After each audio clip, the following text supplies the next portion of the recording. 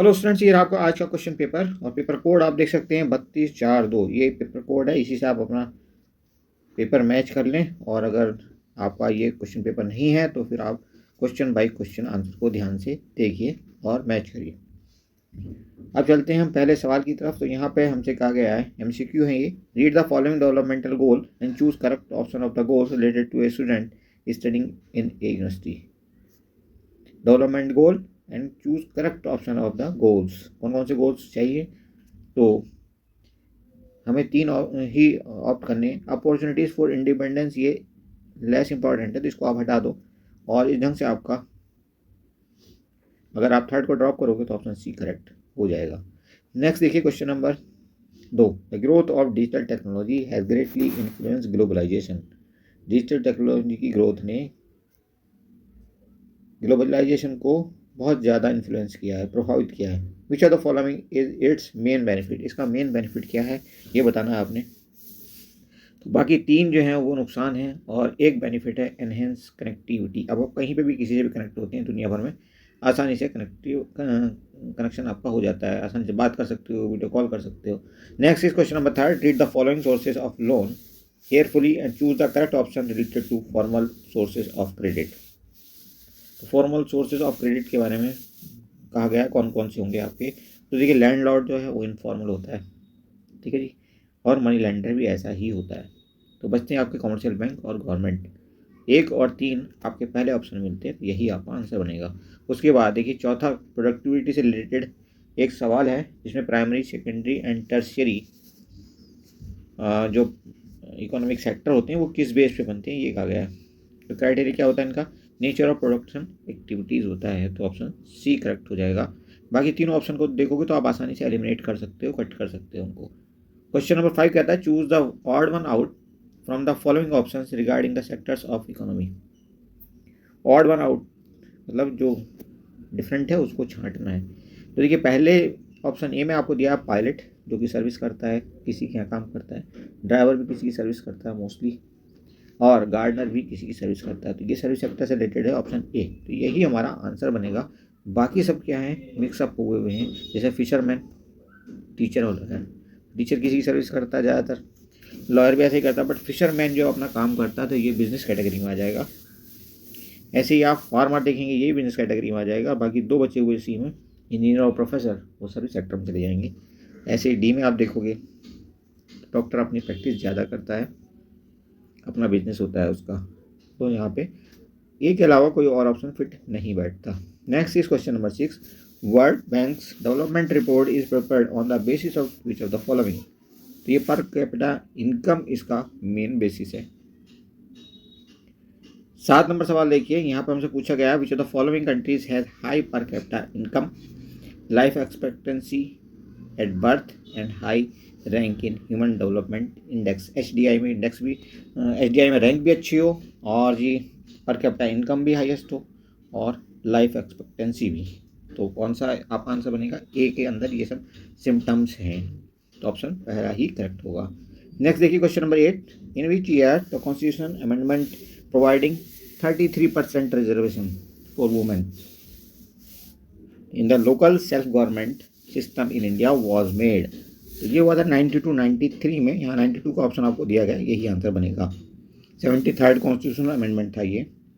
उसके बाद 9 नंबर सवाल देखिए, in a democratic country the government adopt करती है गवर्नमेंट एनवायरमेंट फ्रेंडली पॉलिसीज़, अपनाती है क्या? Environment friendly policies, okay, with the help of citizen and experts.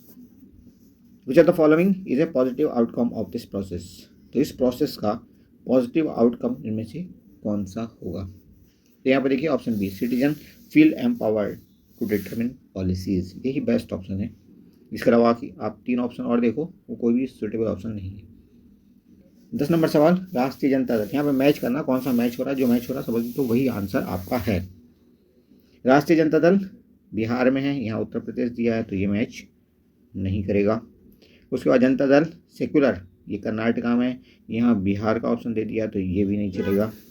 उसके बाद राष्ट्रीय लोकदल, ये यूपी में है, RLD, लेकिन इसने आसाम से मैच कर दिया। तो अब बचता है बीजू जनता दल, ये उड़ीसा में है। यस, ये आपका आंसर है।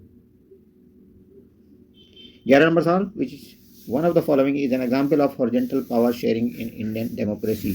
तो हॉरिजॉन्टल पावर शेयरिंग में क्या होता है, डिवीजन ऑफ पावर अमंग किसके बीच में, लेजिस्लेटिव यानी कि जो हमारी संसद है, एग्जीक्यूटिव यानी सरकार है, और जुडिशरी, इन तीनों के बीच में जो पावर डिस्ट्रीब्यूशन है उसी को हम कहते हैं horizontal power sharing.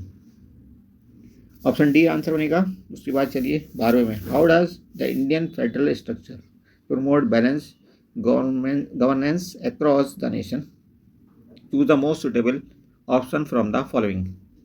Indian federal structure कैसे प्रमोट करता है बैलेंस गवर्नेंस, ओके, संतुलित गवर्नेंस। तो इसका सही आंसर आपका बनेगा option B for Bombay, ensuring a division of power between center and state।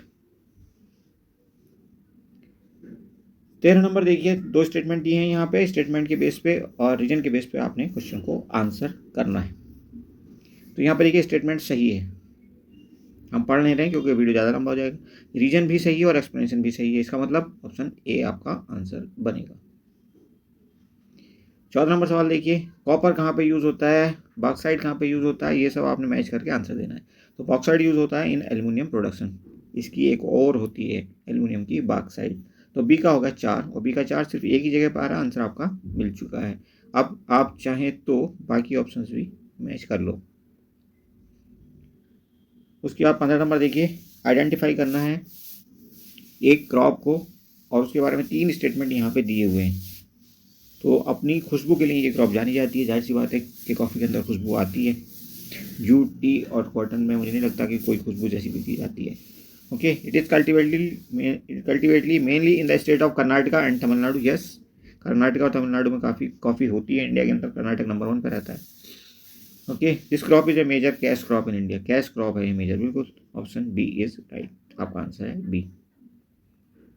16 नंबर, researcher is examining a soil type, soil type को वो एग्जामिन कर रहा है और ये सॉइल टाइप क्या है, वेदरिंग से बनी है, किसके, वोल्केनिक रॉक के। जो ज्वालामुखी है हमारा उसकी जो रॉक होती है, जिस रॉक पे वोल्केनो होता है तो वहाँ पे बहुत सारा लावा गिरा हुआ होता है। ओके, तो उसकी वेदरिंग से अगर मिट्टी बनेगी तो वो कैसी होगी, ब्लैक सॉइल होगी। और ये ब्लैक सॉइल रेगुर सॉइल भी कहलाती है, जो कि कॉटन के लिए बहुत ज़्यादा फेमस है।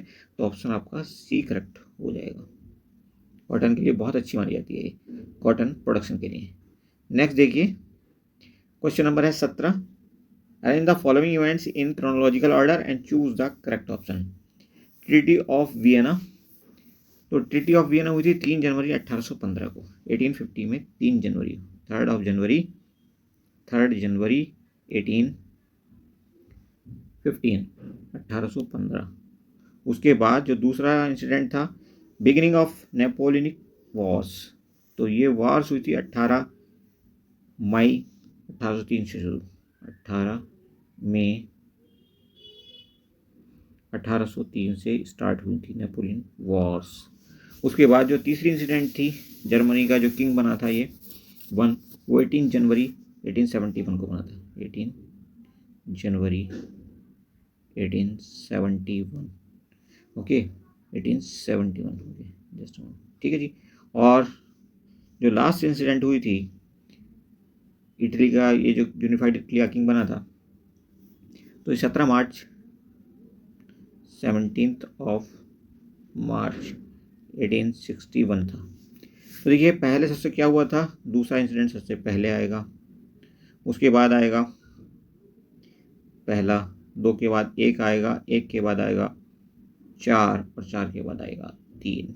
अब इस ऑर्डर को आप देखोगे, 2 के बाद 1, 1 के बाद 4, 4 के बाद 3, तो 2 से शुरू 3 से एंड। कहाँ पे हो रहा है, 2 से शुरू 3 से एंड, 2 से शुरू 3 से एंड हो रहा है ऑप्शन सी में। तो ऑप्शन सी आपका आंसर है। नेक्स्ट इज क्वेश्चन नंबर 18, इस पेंटिंग को पहचानना है और पहचान के अंदाज़ा लगाना है कि किस पेंटर की पेंटिंग है। तो ये अबानींद्रनाथ की है, जो कि रविंद्रनाथ टैगोर के भतीजे थे। ओके, तो ऑप्शन बी करेक्ट है, सॉरी बी। ओके जी, नेक्स्ट देखिए 19 नंबर, लेकिन उससे पहले ये क्वेश्चन है, for visually impaired candidates only. तो इसका आंसर होगा, डिप्रेस सोसाइटी की बात हो रही है, डिप्रेस क्लास सोसाइटी 1930 बनी थी अगस्त में, और ये बनाई थी डॉक्टर बी आर अम्बेडकर ने। तो ऑप्शन कौन सा करेक्ट हो जाएगा, डी। और उसके बाद देखिए 19 नंबर कहता है how did the British East India Company use print culture to promote its interest in India. Print culture का कैसे इस्तेमाल किया था इसने अपने इंटरेस्ट को प्रमोट करने के लिए इंडिया के अंदर। इनमें से एक ऑप्शन आपने छाड़ना जो सही होना चाहिए। तो पहला ऑप्शन देखिए यही करेक्ट है, क्योंकि इसने सेंसरशिप लागू कर दी थी प्रेस के ऊपर। 20 number why was the silk route considered a good example of vibrant pre modern trade. तो ट्रेड के साथ साथ ये कल्चर को भी प्रमोट कर रहा था, एक्सचेंज कल्चरल एक्सचेंज हो रहा था, इसलिए यही आंसर आपका बनेगा ऑप्शन डी। अब देखिए सेक्शन बी के सवाल हैं। सेक्शन बी और सी हम छोड़ देंगे क्योंकि आपको पता है इसमें लॉन्ग आंसर टाइप क्वेश्चन है और ये अलग से इसके लिए एक वीडियो बनाना पड़ेगा। उसके बाद डी भी हमें छोड़ना पड़ेगा क्योंकि डी में 5 नंबर वाले सवाल ये भी काफ़ी लेंथी होते हैं, तो ये किसी दिन बाद में आपको अवेलेबल करा दिए जाएंगे। उसके बाद आता है सेक्शन ई और यहाँ पे आप छोटे छोटे सवालों के आंसर देंगे, लेकिन इस पैराग्राफ में ही ये सब सवाल आपको मिल जाएंगे। देखिए 34.1 नंबर सवाल ये क्या कहता है, इसमें पूछा है ग्राम पंचायत और पंचायत समिति, ग्राम पंचायत और पंचायत समिति के बीच रिलेशनशिप पूछा। तो ये रिलेशनशिप क्या होता है भाई, बहुत सारी ग्राम पंचायत मिलकर के ग्राम समिति बनाती है, ग्राम समिति बनाती है। तो ये होता है रिलेशनशिप इन दोनों के बीच में, और बहुत सारी समितियां मिलकर क्या बनाती हैं, मंडल या जिला पंचायत बनाती हैं, जिला परिषद जिसे कहते हैं। ओके, और समिति का दूसरा नाम क्या है, समिति का दूसरा नाम होता है ब्लॉक। नेक्स्ट देखिए 34.2 ये how is the structure of municipal corporation different from the municipality. तो म्यूनिसिपल कॉर्पोरेशन क्या होते हैं, बड़े शहरों में होते हैं, महानगर पालिका जिसे हम कहते हैं। तो इसका हेड क्या कहलाता है, मेयर कहलाता है, और जो म्यूनिसिपैलिटीज़ होती हैं वो छोटे शहरों की कहलाती हैं, और छोटे शहरों में या कस्बों में जिनका हेड होता है वो कहलाता है चेयरपर्सन। बस इतना सा माइनर डिफरेंस है, बाकी तो दोनों ही लोकल सेल्फ गवर्नमेंट बॉडीज़ हैं। और थर्ड देखिए how does the local government structure promote democracy. कैसे ये डेमोक्रेसी को प्रमोट करती है, इसको एग्जामिन करिए।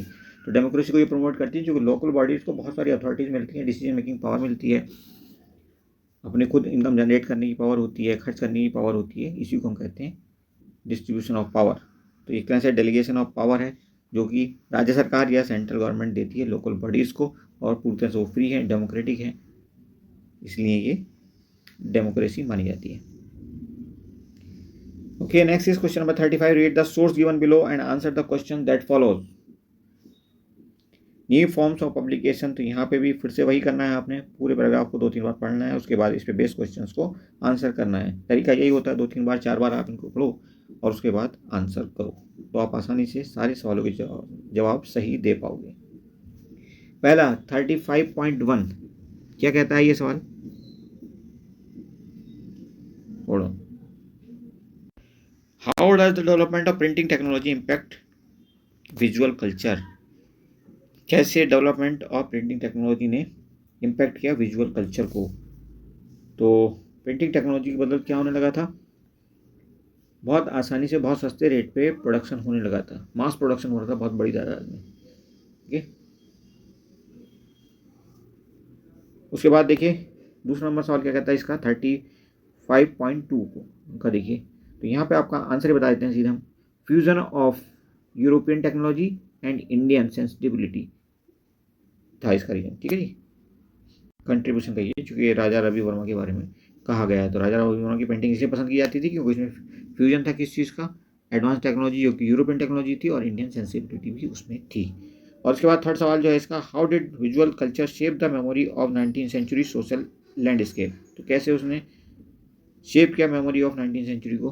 तो पेंटिंग्स और कहिए कि जो प्रिंटिंग टेक्नोलॉजी उस समय पर डेवलप हुई थी उसी की बदौलत जो चित्र है हम देख पाते हैं 19th सेंचुरी के उस समय के, और 21वीं शताब्दी में जाकर के फिर हमें बहुत एडवांस टेक्नोलॉजी मिली कंप्यूटर की मदद से, जिससे हम वीडियोस और फोटो ज़्यादा बेहतर बना पाए। ठीक है जी, नेक्स्ट चलते हैं 36 नंबर सवाल पे। फिर से एक पैराग्राफ और फिर से वही प्रोसेस, 2-3-4 बार इसको पढ़ना और इस पर बेस्ड सवालों के आंसर देना है आपने। 36.1 का आंसर देखिए क्या होगा, स्पिरिचुअलिटी एंड इकोलॉजी एसोसिएशन। पूछा क्या था इसने, हाउ डू सेक्रेड ग्रूव्स जो थे जंगलों के अंदर एक तरह के ये पूजा स्थान या कहिए कि ध्यान का स्थान क्या शो करते थे, इंटरकनेक्टिविटी शो करते थे किसी भी स्पिरिचुअलिटी एंड इकोलॉजी के बीच में। अगला सवाल देखिए, how do tribal practices promote conservation of forest. तो ट्राइबल प्रैक्टिसेस या आदिवासी जो प्रैक्टिसेस थी इनकी वजह से कंजर्वेशन ऑफ फॉरेस्ट होता था, क्योंकि इनका मानना था कि प्रकृति की बनाई हुई कोई भी चीज़ डिस्ट्रॉय नहीं होनी चाहिए, तो ये वनों का और उसमें रहने वाले जीवों का संरक्षण करते थे। उसके बाद थर्ड कहता है, why is conservation of wildlife important for all of us. क्यों हमारे लिए इंपॉर्टेंट है, क्यों हमारा एग्जिस्टेंस एक दूसरे से रिलेटेड है। अगर एक भी फूड चेन में या फूड वेब में अगर एक भी एनिमल या प्लांट गायब हो जाता है पूरी से, तो फूड चेन टूट जाती है, और ऐसे अगर फूड चेन टूटेगी तो फिर वहाँ पे भी संकट आ जाएगा। इसलिए ये इंपॉर्टेंट है कि हम अपनी वाइल्ड लाइफ को बचा कर रखें। नेक्स्ट इज क्वेश्चन नंबर 37 का 1। देखिए यहाँ पर 2 प्लेसेस आपने मेंशन करनी है। तो ए में क्या दिया हुआ है, ए में हमें दिया हुआ है place where the session of Indian National Congress was held in 1927। ये मद्रास था, तमिलनाडु में, आपको पता है मद्रास। ओके, मद्रास जिसे आज आप चेन्नई कहते हो। ओके, चेन्नई दूसरा नाम है इसका। Okay, next is B. B में क्या था, place where Gandhi ji broke the salt law. क्या था ये, डांडी। कहाँ पे, गुजरात में। अब देखिए क्वेश्चन फॉर विजुअली इम्पेयर्ड बच्चे, हमारे स्पेशल बच्चे। ओके, पहला कहता है name the place where the session of. तो सेम आंसर है आपका मद्रास या चेन्नई, और बी में क्या आंसर बनेगा, दांडी। उसके बाद 37 का 2 देखिए, on the same political outline map of India locate and label any three of the following with suitable symbols. कोई सिंबल बना करके आपने वहाँ रिप्रेजेंट करना मैप के अंदर। तो major dam on the Chenab river, कौन सा डैम है भाई ये, तो ये सलाल डैम है, जम्मू कश्मीर में है ये। रियासी नाम की कोई जगह है, रियासी करके, ठीक है, वहाँ पे जम्मू एंड कश्मीर भी आप लगा दोगे, दैट्स इट, काफ़ी है। दूसरा कहता है B, nuclear power plant located in UP. UP में कहाँ पे nuclear power plant, Narora, Bulandshahr में। Okay, Narora district Bulandshahr, Narora.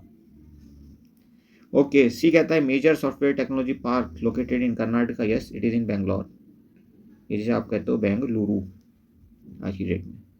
Next is D, major sea port located in Orissa, that is Paradip. इसका नाम है पारादीप, एकदम समुद्र किनारे पर। आप इसको लगा दोगे, इसी से काम हो जाएगा, मोर देन इनफ होगी इतना। उसके बाद the following options question for the visually impaired candidates only in lieu of question number 37(2). Okay, name the place where the major dam is located on Chenab river. तो हमने अभी आपको बताया है, रियासी नाम की जगह है, यहाँ पर सलाल डैम है, चेनाब के ऊपर बना हुआ, जम्मू एंड कश्मीर की बात है। बी कहता है name the place where nuclear power located in UP Uttar Pradesh, तो ये आपका नरोरा बुलंदशहर डिस्ट्रिक्ट में। और सी कहता है name the place where major software technology park is located in Karnataka, Bengaluru answer है इसका। और नेक्स्ट और लास्ट क्वेश्चन है name the place where a major sea port is located in Orissa, it is Paradip.